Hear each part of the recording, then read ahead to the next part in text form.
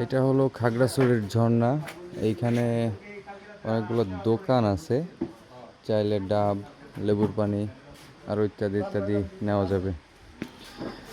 আচ্ছা, যাই হোক, এখন নামতেছি ঝর্ণার উদ্দেশ্যে। ঝর্ণার শব্দ আমার কানে আসতেছে অলরেডি।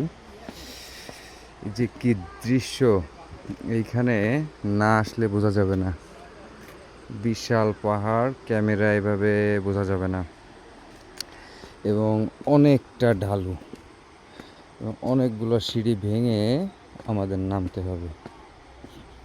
যাই হোক, নামতেছি, চেষ্টা করতেছি, আল্লাহ ভরসা, ফিয়ামানিল্লাহ।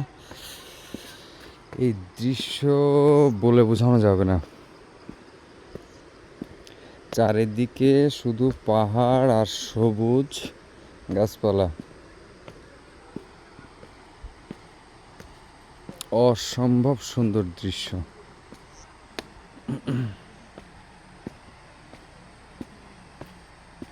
আল্লাহ, বৃষ্টি পড়ে।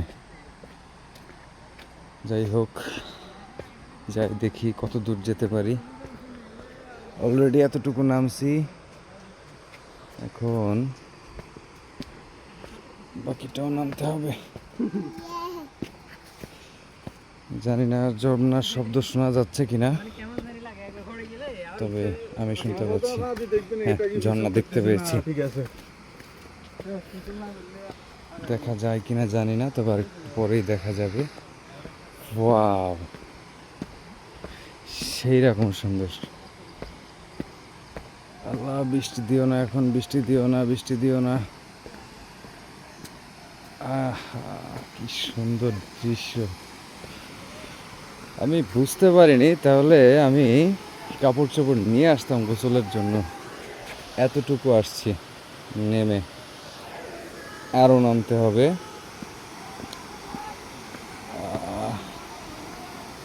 একদম ডিরেক্ট খাড়া নামছে। ফিয়ামানিল্লাহ, কি দৃশ্য! চারিদিকে শুধু সবুজ আর সবুজ, মাঝখানে ঝর্ণা। এইটাকে খাগড়াছড়ির সবাই ঝর্ণা নামেই চিনে। এটা একটা টুরিস্ট স্পট। আর এখানে আসতে গেলে ঝর্ণা বাস স্ট্যান্ডে নেমে ওইখান থেকে একটা বাইক রাইড নিতে হবে আপনার। আর এটা তো দাম দর করে নিতে হবে, কারণ এখানে যে যেমনি পারে নেয়। সাধারণত পার গাড়ি 200 টাকা যাতায়াত, তো কথা বলে নিতে হবে। আর ঝর্ণার টিকিটের মূল্য হচ্ছে 20 টাকা করে। এই পর্যন্ত নামছি, আর ওই পাশে তো আরও আছে। ভাই, পানি ঠান্ডা ভাইয়া? মোটামুটি না?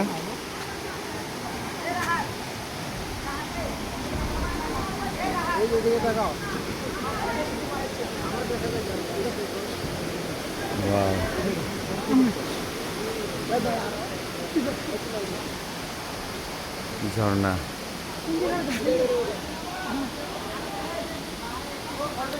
এইখানে আসলে গোসল না করতে পারলে মজা নাই। ভাই, পানি ঠান্ডা কেমন ভাই? ঠান্ডা আছে না? আমি তো ভাই কাপড় চোপড় আনি নাই। দেখি একটু উঠি। আল্লাহ, বৃষ্টি পড়ে।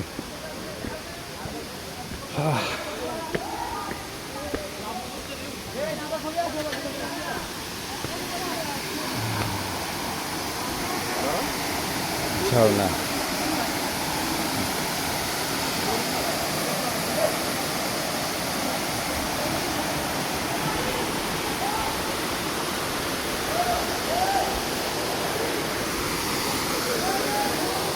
এই দৃশ্য বলে বোঝানোর মতো না। এখানে আসতে হবে, ঝর্ণায় গোসল করতে হবে, তারপরে বোঝা যাবে।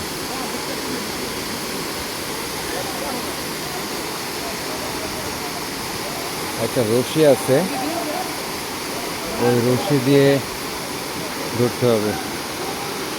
ছোটবেলায় অনেক এরকম শুরুক খাইছি।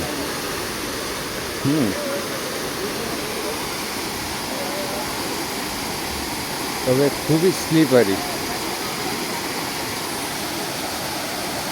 অ্যাক্সিডেন্ট হতে এখানে সময় লাগবে না, এবং কোনোভাবে পড়ে গেলে প্রচণ্ড ব্যথা লাগবে। তো এখানে যারা আসবেন অবশ্যই সাবধান। আমি অনেক হাঁপায়ে গেছি, কারণ বাহ কি মজা। কারণ আমি ওইখান থেকে আসছি, অনেকটা উঁচু।